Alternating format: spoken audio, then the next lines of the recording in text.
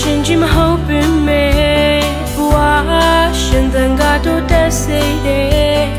လမ်းမှန်ကန်စွာရွေးချယ်တဲ့အောင်လေသူလမ်းပြခဲ့ပါတယ်မေပညာသင်ကျွေးမွေးလာတဲ့တခြားသူရဲ့စိတ်ဆင်းရဲစိတ်တဲ့